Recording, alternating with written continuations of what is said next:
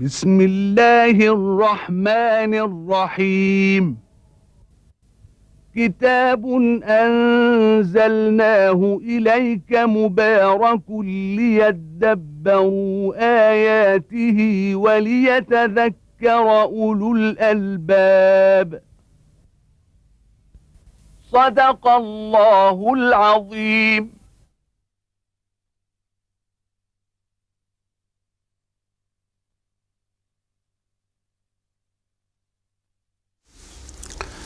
الحمد لله رب العالمين الرحمن الرحيم مالك يوم الدين، والصلاة والسلام على عبده ورسوله الأمين سيدنا ونبينا محمد وعلى آله وأصحابه ومن اهتدى بهديه وعمل بسنته يوم الدين. وبعد، فيقول الله تبارك وتعالى: قال هذا فراق بيني وبينك، سأنبئك بتأويل ما لم تسطع عليه صبرا. أما السفينة فكانت لمساكين يعملون في البحر فأردت أن أعيبها وكان وراءهم ملك يأخذ كل سفينة غصبا. وأما الغلام فكان أبواه مؤمنين فخشينا أن يرهقهما طغيانا وكفرا فأردنا أن يبدلهما ربهما خيرا منه زكاة وأقرب رحمة. وأما الجدار فكان لغلامين يتيمين في المدينة وكان تحته كنز لهما وكان أبوهما صالحا فأراد ربك أن يبلغا أشدهما ويستخرجا كنزهما رحمة من ربك وما فعلته عن أمري ذلك تأويل ما لم تسطع عليه صبرا.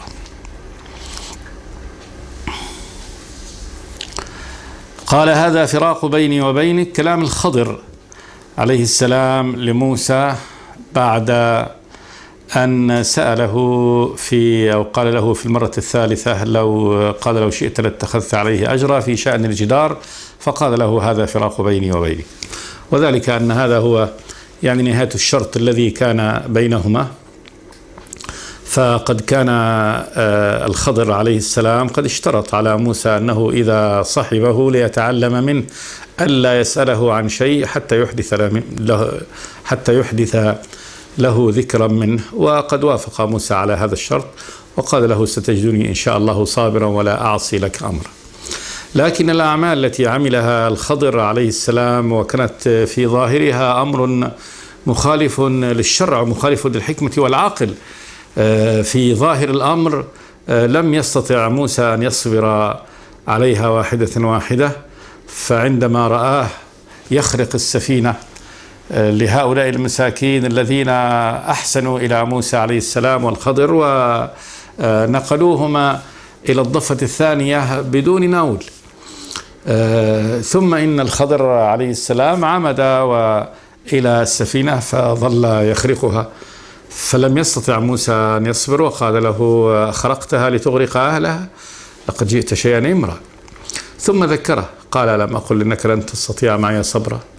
فكانت الأولى من موسى نسيان، قال لا تؤاخذني ما نسيت ولا ترهقني من أمري عسرا. ثم كانت الثانية صعبة جدا، وذلك أن الخضر عليه السلام مر على روضة يلعب فيها أطفال، نادى طفل منهم وأخذه إلى ناحية ثم اقتلع رقبته، لوى رأسه وخلعها. فلما رأى موسى هذا الأمر لم يستطع أن يصبر كذلك وقال له أقتلت نفسا زكية بغير نفس، تقتل نفس دون أن تقدم نفسك للقصاص، وهذه لقد جئت شيئا نكرا. فذكره قال لم أقل لك إنك لن تستطيع معي صبرا. فقال قال له إن سألتك عن شيء بعدها فلا تصاحبني قد بلغت من لدني عذرا. ولما نزل في هذه القرية البخيل أهلها والذي حاولوا أن يستطعموا أهلها استطعموا أهلها، بمعنى أنهم طلبوا منهم الطعام ضيافة فأبوا أن يضيفوهما. ثم إن موسى لما وجد جدارا مائلا يريد أن ينقض وضع الخضر عليه السلام يده على الجدار فأقامه كما كان معتدلا، فقال له لو شئت لاتخذت عليه أجرا. تعامل هؤلاء البخلاء بهذا الإحسان. فعند ذلك قال له الخضر عليه السلام هذا فراق بيني وبينك. انتهى الشرط وانتهت المهلة يعني التي لك. قال هذا فراق بيننا وبينك، يجب أن نفترق. ثم أخبره بأنه سينبئه بتأويل ما لم تستطع عليه صبرا، الأمور التي لم تستطع صبرا عليها سأنبئك بتأويلها. قال له أما السفينة فكانت لمساكين يعملون في البحر. وهذا يدل على أنهم مساكين، لا شك المسكين هو الفقير كذلك محتاج، ولهم هذه السفينة وهي رأس مالهم، يعني يعملون لها ويتأكلون منها. قال فأردت أن أعيبها، أردت أن أجعلها معيبة، وكان وراءهم ملك يأخذ كل سفينة غصبا. وراءهم ملك ظالم يأخذ كل سفينة أي صالحة، فإذا مر على سفينة صالحة جيدة فإنه يغتصبها ويجعلها له. فلو أنه مر حراسه شرطة هذا الملك والسفينة كانت بحالتها الطيبة فإنهم سيصادرونها ويتركون هؤلاء المساكين بلا يعني مصدر، هذا مصدر رزقهم. فكان العيب هذا، وإن كان هذا ضرر جزئي لكنه دفع ضرر أكبر لهم، فهذا لا شك أنه يعني من النفع لهم. وبهذا يكون الخضر قد أحسن إليهم إحسانا عظيما، لأن لو يعني هذا الأمر موكول إلى الإنسان نفسه لفعل هذا الفعل. يعني صاحب السفينة ممكن أن يلجأ إلى هذا الفعل نفسه، يعيب سفينته حتى لا تؤخذ منه غصبا، فقد أحسن إليهم وقد أطلعه الله تبارك وتعالى على ذلك الغيب، وهو أن جند الملك الظالم على وشك أن يصادروا سفينته، فكان هذا الفعل الذي فعله إنقاذا لهم وإحسان لهم، ولكنه جاء في صورة الإساءة، وذلك أن الخلفية غير معلومة، يعني ما هو وراء هذا الأمر الظاهري كان غير معلوم، لكن الله تبارك وتعالى يعني أطلع الخضر على ذلك ففعل هذا. ثم قال له وأما الغلام فكان أبواه مؤمنين، هذا ابن لرجل صالح، مؤمنين، أبوه وأمه مؤمنين. قال فخشينا أن يرهقهما طغيانا وكفرا. خشينا تكلم عن نفسه، خشيته المستقبل أن يرهقهما، يعني إذا كبر وأصبح كبير وله قوة، أن يرهق والديه طغيانا عليهما وعقوقا لهما وكفرا وجحودا، كفر بالله تبارك وتعالى، وكفر يتعدى إلى يعني هؤلاء الوالدين فيكون نكد ومصيبة لهما. قال فأردنا أن يبدلهما ربهما خيرا منه زكاة وأقرب رحمة. فكان القتل لهذا الغلام رحمة للجميع، رحمة للغلام لأنه قتل دون البلوغ، وهذا يعني طريق له لدخول الجنة فأنقذ، وأنه في علم الله تبارك وتعالى لو كبر لكان كافرا. الأمر الآخر هو رحمة للوالدين، فإن قتله قبل أن يصبح كافرا عاقا طاغيا رحمة عظيمة جدا، رحمة للوالدين، لأنه أولا يعني رحم ابنهما بالقتل، ورحمهم من أن يكون لهما هذا نكدا ومصيبة في هذه الحياة. فكان فعل الخضر وهو بأمر الله تبارك وتعالى فعل عظيم جدا، فعل كله رحمة من الله تبارك وتعالى بهذين الأبوين الصالحين المؤمنين. قال له وأما الجدار فكان لغلامين يتيمين في المدينة، يملك هذا الجدار غلامين يتيمين، الغلام من يكون دون البلوغ أو ناهز البلوغ، يتيمين اليتيم من مات أبوه دون البلوغ في المدينة التي نزلوا فيها، هذه المدينة مدينة البخل هذه. وكان تحته كنز لهما، كان تحت هذا الكنز على عادة الناس في هذه الأزمان أنهم كانوا يكنزون ذهبهم في جرار ويضعونها في الجدران، وتحت الجدار يبنى عليها حتى يكون يعني هذا يعني مغيبا عن اللصوص. وكان أبوهما صالحا، كان أبو يعني هذين الولدين صالحا، فأراد ربك، وهنا نسب الإرادة إلى الله تبارك وتعالى إن هذا الخير، ففي حال قضاء الشر نسب هذا الخضر إلى نفسه، وفي حال قضاء الخير نسبه إلى الله تبارك وتعالى، وهذا من الأدب مع الله تبارك وتعالى. فأراد ربك أن يبلغ أشدهما يعني الغلامين ويستخرجا كنزهما بأنفسهما. ولو ظهر هذا الكنز عندما يقع الجدار وهم غلمة ضعاف، غلامين ضعيفين لا يستطيعان أن يرد يعني طمع الطامعين، وربما يطمع فيهم الأقربون. فأراد ربك أن يبلغ أشدهما ويستخرجا كنزهما، ثم قال له رحمة من ربك. كل هذا قد كان رحمة من الله تبارك وتعالى، رحمة من ربك لهؤلاء المساكين الذين أنقذت سفينتهم، ولهذين الأبوين الصالحين الذين أنقذهم الله تبارك وتعالى من طغيان ابن كان سيسبب لهما بلاء عظيما جدا. ورحمة من الله تبارك وتعالى لغلامين يتيمين أبوهم رجل صالح، حفظ الله تبارك وتعالى صلاح هذا الأب في ذريته، فصان لهم يعني كنزهم حتى يستخرجوه بأنفسهم عندما يكونوا عندما يكونا قادرين على حمايته. رحمة من ربك، كل هذا الفعل فعل رحمة. ثم قال له وما فعلته عن أمري، يعني ما فعلت الذي فعلت من هذه الأمور عن أمري، فإن هذا فيها الأمر هذا فيه غيب إضافي وغيب لا يعلمه إلا الله تبارك وتعالى. فالسفينة والملك الذي كان وراءها يريد أن يغتصبها من الغيب الإضافي، وهذا لا شك أنه يعني كرامة من الله تبارك وتعالى أن يطلع يعني عبده على ذلك. وكذلك الكنز الذي تحت الجدار من الغيب الإضافي، من أين للخضر أن يعلم أن هذا كان أبوهم صالح وكان حاطط ووضع مالا تحت هذا الجدار. ثم قتل الولد من الغيب الذي لا يعلمه إلا الله تبارك وتعالى، فإن كون أن عندما يكبر هذا الابن هذا في الغد وفي المستقبل سيكون كافرا طاغيا، هذا أمر لا يعلمه إلا الله تبارك وتعالى، لا يعلم ما في غد إلا الله جل وعلا. وكل هذا قد أعلمه الله تبارك وتعالى لهذا العبد الصالح وهو الخضر عليه السلام. قال وما فعلته عن أمري، وإنما كل ذلك كان بأمر الله تبارك وتعالى.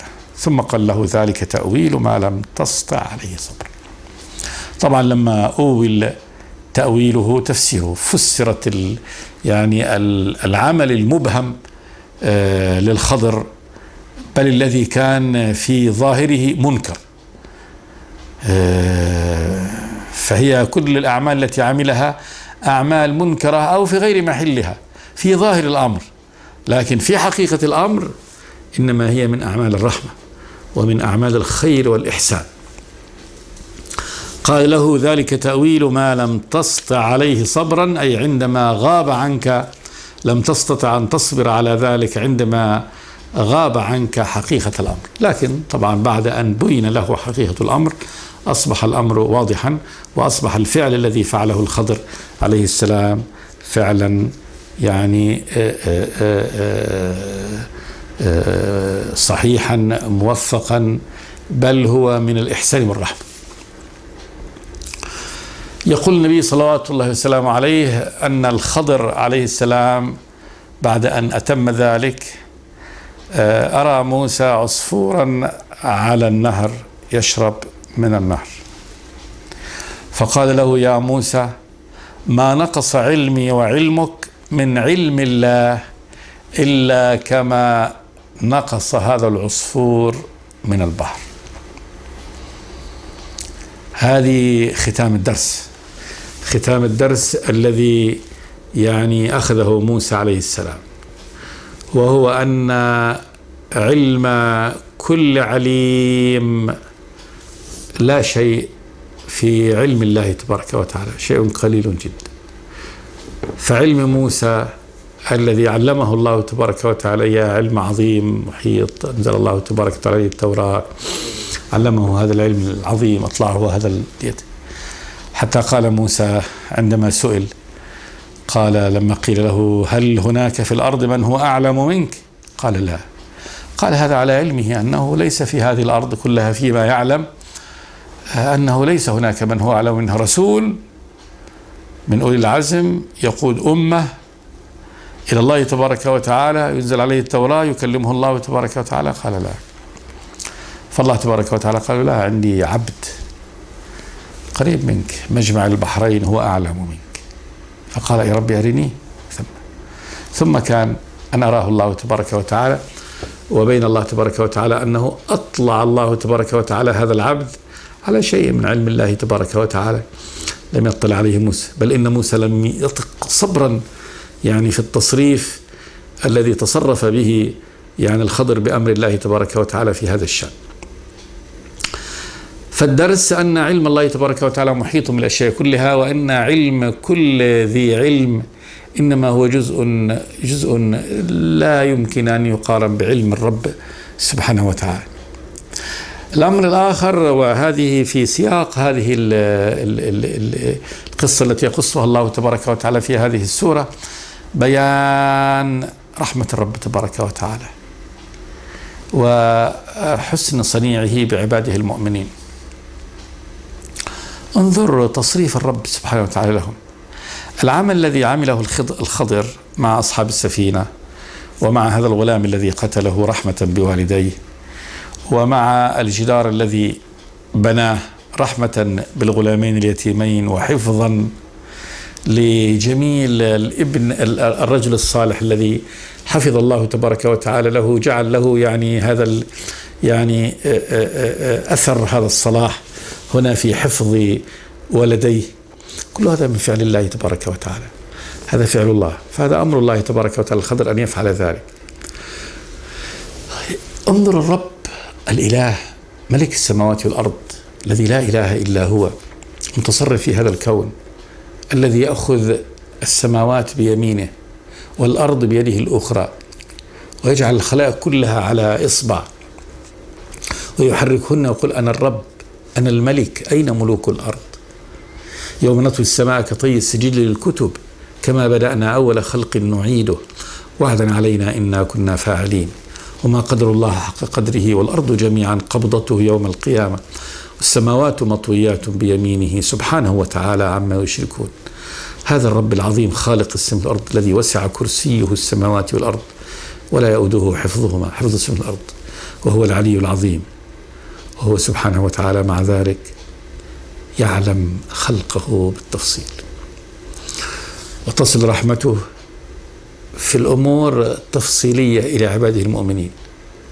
دع الرحمة العامة الكبيرة، رحمة الهداية والتوفيق.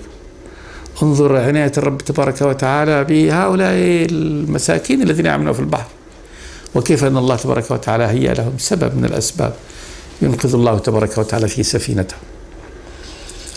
وعناية الرب تبارك وتعالى بهذين الأبوين المؤمنين، كيف أن الله حفظ لهم الإيمان وأزاح عنهم شرا يعني من الشرور العظيمة، وهو في صورة خير. الشر لأن هذا ولد من أولادهم فلذت كبد لهم، لكنه سيكون منه شر ما عديت الله تبارك وتعالى يعني أزاح هذا من طريقهم، رحمة منه سبحانه وتعالى.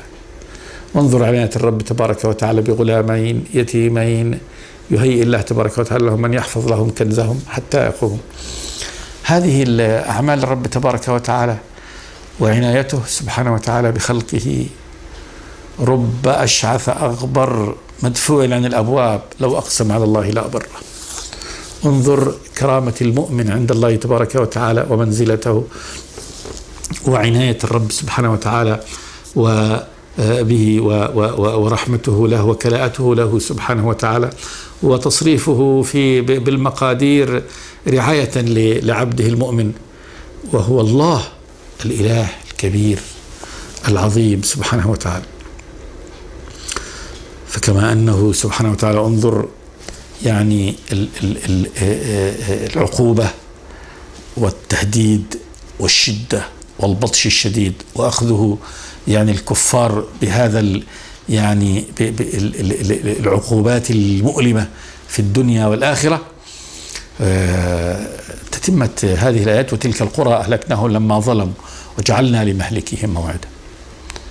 الله ختم الفاصل السابق قال: وتلك القرى، انظروا، أهلكناهم لما ظلموا وجعلنا لمهلكهم موعدا. ثم قال: وإذ قال موسى لفتاه لا أبرح حتى أبلغ مجمع البحرين أو أمضي حقبا.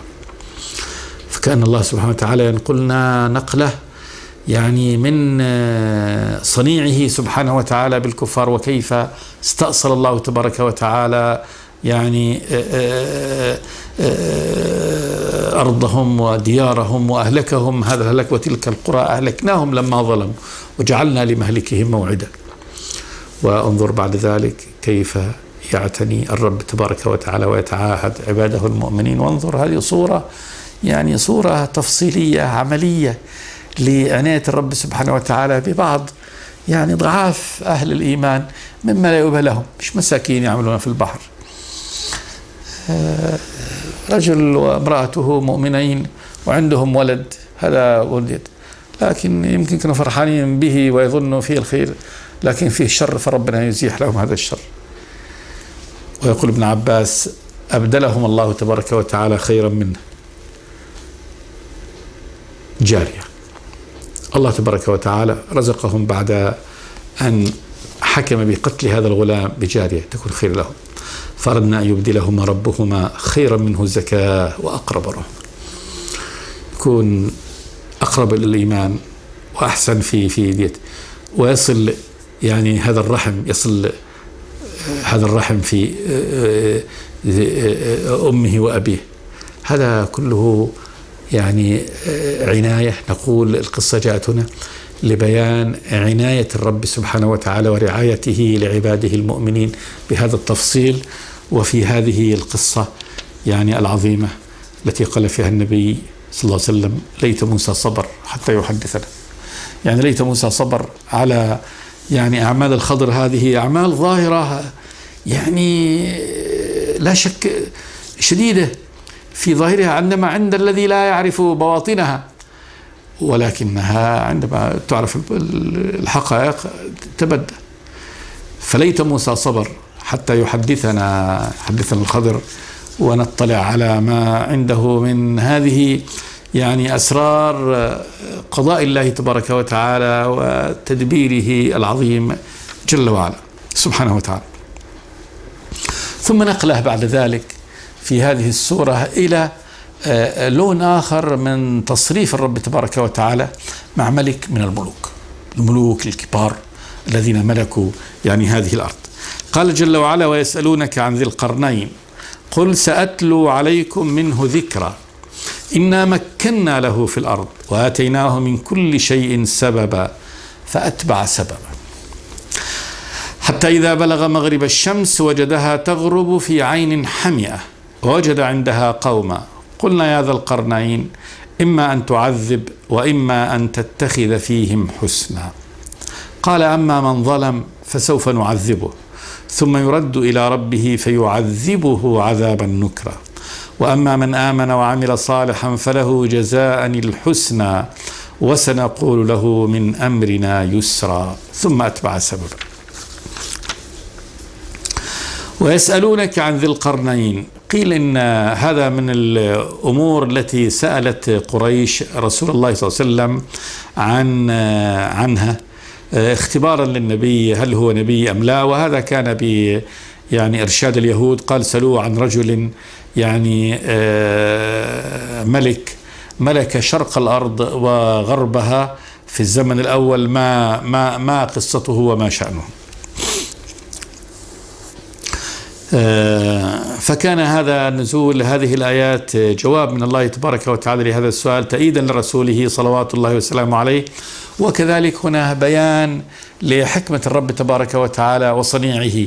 فهذا صنيع الرب سبحانه وتعالى فيما مضى فيما قصه الخضر، وهذا صنيع الرب تبارك وتعالى مع بعض من يعني مكنهم الله تبارك وتعالى في الأرض. هذا ملك نبي ممكن مكنه الله تبارك وتعالى، وانظر سيرته الصالحة وتصريفه العظيم، وما أيده الله تبارك وتعالى به من القوة والتوفيق ووضع كل أمر في نصابه، والخير الذي يعني أجراه الله تبارك وتعالى على يديه. ويسألونك عن ذي القرنين. ذي القرنين صاحب القرنين. القرن معروف، وهو يعني شيء يكون له مقارن له، كما نقول عقد القران، لأنه جمع بين يعني الرجل والمرأة في قران واحد. وتسمى كذلك يعني جداء المرأة قرون المرأة، لأنها يعني مقترنة بعضها مع بعض. فإما أن يكون له يعني جديلتين على هذا النحو. قال جل وعلا: قل سأتلو عليكم منه ذكرا. سأتلو عليكم ذكرا منه، يعني ذكر من ذكره، بعض أخبار هذا الملك الصالح. قل سأتلو عليكم منه ذكرا إنا مكنا له في الأرض. يخبر سبحانه وتعالى مؤكدا أن الله تبارك وتعالى مكن له في الأرض. قال إنا، الله يحدث عن نفسه سبحانه وتعالى، مكنا له في الأرض. والتمكين في الأرض هو تقويته وتثبيته فيها، وذلك بأن يكون له جيش قوي، نظام قائم من حكم راسخ، وزراء ومعاونون وأمة قائمة، إمكانيات من المال والعتاد قوي. فهذا التمكين في الأرض يعني ليس طارئا خفيفا تتناوشه الأحداث من كل جانب، لا، بل هو يعني حاكم، وله من أدوات الحكم ما يثبت ويقوي حكمه ويمكنه في الأرض. إنا مكنا له في الأرض وآتيناه من كل شيء سببا، فأتبع سببا من كل شيء مما يحتاجه الحكام الأقوياء، سبب في الجيش، في العيون، في القوة، في الآلة، في الأدوات. وسنرى أنه قد مكن بأشياء من الأدوات لا يوجد نظيرها لليوم في حياة الناس. فإن السد الذي بناه على الصورة التي بناه بها لا يمكن، ليس لهذا يعني البناء نظير، ولا يمكن هناك أدوات وآلات يملكها الناس في وقتنا الحاضر تبني مثل هذا السد على النحو الذي بناه. فقال جل وعلا: آتيناه من كل شيء سببا، من أسباب القوة، سواء قوة بناء، قوة جيش، قوة مال، قوة بصيرة، بسط يده على مملكته. فأتبع سببا، يعني سبب يتبعه سبب آخر. فكل سبب من هذه الأسباب كذلك يكون ينشئ أسبابا أخرى من أسباب القوة. فعند ذلك كما أنها كأنها تتعدد له يعني الوسائط والأسباب التي تقوي ملكه وتشد هذا الملك. قال جل وعلا: حتى إذا بلغ مغرب الشمس وجدها تغرب في عين حمية. مغرب الشمس ومشرق الشمس بحسب المكان. فإن الأرض الآن نقسمها إلى الشرق، وهي الجهة التي تبدأ يعني النظر الناس في شروق الشمس منها، والغرب غرب الأرض، ووسط الأرض. فمغرب الشمس يعني في غرب الأرض. وجدها تغرب في عين حمية. وجد أن الأرض هناك التي هي أرض في غرب الأرض جهة غروب الشمس تغرب في عين حمئة. العين إما عين ماء وحمئة يعني أرض منتنة، لعلها من السباخ والأراضي الحماء اللي هو المتخمر المنتن. وجد عندها قومة عند هذه في غرب الأرض. قلنا يا ذا القرنين إما أن تعذب وإما أن تتخذ فيهم حسنا. يعني هذا وحي الله تبارك وتعالى إليه بأنه قد أطلق الله تبارك وتعالى يده في هؤلاء الأقوام. قال له إما أن تعذب فيهم من يعني الظالمين الخارجين عن يعني الطاعة والنظام، وإما أن تتخذ فيهم حسنا، أن تحسن إليهم وأن تعاملهم بالإحسان. بمعنى أن الله تبارك وتعالى أطلق له يعني أطلق يده وتركه يتخذ يعني السياسة التي يراها حسنة في معالجة هؤلاء القوم. نقف إن شاء الله، أدركنا الوقت، ونعود إن شاء الله في الحلقة الآتية. صلي وسلم على عبد الله ورسوله محمد. بسم الله الرحمن الرحيم. كتاب أنزلناه إليك مبارك ليدبروا آياته وليتذكر أولو الألباب. صدق الله العظيم.